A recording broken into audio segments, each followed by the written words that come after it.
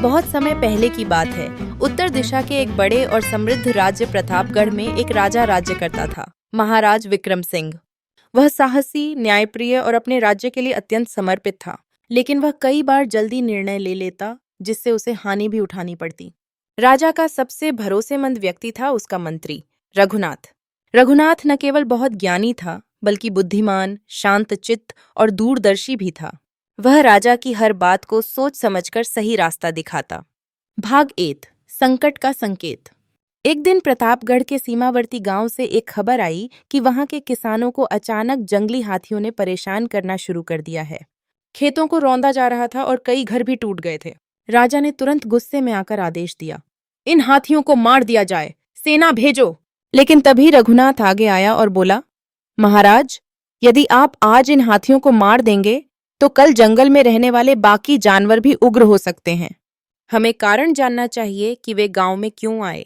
राजा थोड़ी देर शांत रहा, फिर बोला, ठीक है मंत्री, इस विषय की जांच तुम ही करो।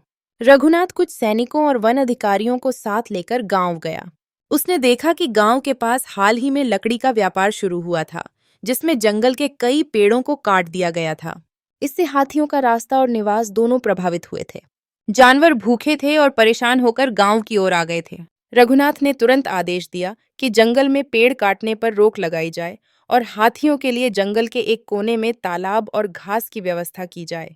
कुछ ही दिनों में हाथी गांवों से वापस चले गए और समस्या हल हो गई। राजा को जब यह बात पता चली तो उसने कहा, मंत्री, यदि मैं तुम्हारी बात न मानता तो मैं निर्दोष जानवरों को मारने का पाप करता।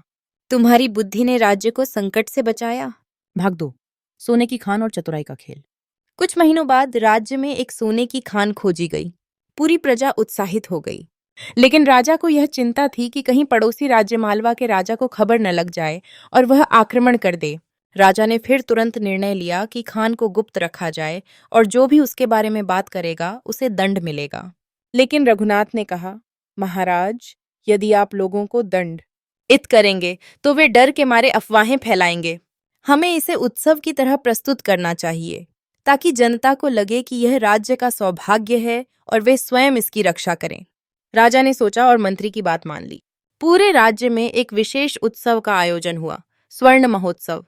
राजा ने घोषणा की कि यह धन केवल राज्य की समृद्धि के लिए उपयोग होगा, स्कूल, अस्पताल, सिंचाई और गरीबों की मदद में। राजा की दूरदर्शिता और मंत्री की नीति ने मिलकर पूरे राज्य में ऐसा माहौल बना दिया कि लोग स्वयं खान की सुरक्षा करने लगे। मालवा राज्य तक जब यह खबर पहुंची, तब तक प्रतापगढ़ इतनी सुरक्षा व्यवस्था कर चुका था कि हमला करना असंभव था। था। भाग 3, साजिश का पर्दाफाश। राजा के दरबार में एक नया अमात्य दरबारी नियुक्त हुआ, सेनापति सूर्यमल। वह साहसी था परंतु अहंकारी भी। वह मंत्री रघुनाथ की बुद्धिमत्ता से जलने लगा। उसने राजा के कान भरने शुरू किए। महाराज, सूर्यमल ने एक दिन कहा, मंत्री रघुनाथ की नीतियां आपको कमजोर बना रही हैं। जब जब आप आक्रमण करना चाहते हैं, वह आपको रोकता है। यदि हम शक्तिशाली राज्य बनना चाहते हैं तो हमें निर्णायक और कठोर बनना होगा। राजा थोड़े असमंजस, लेकिन रघुनाथ को यह बात भांपते देर नहीं लगी। उसने एक योजना बनाई।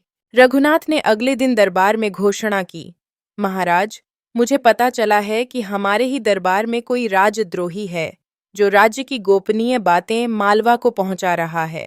यदि आप अनुमति दें तो मैं उसे रंगे हाथ पकड़वा सकता हूं। राजा ने अनुमति दे दी।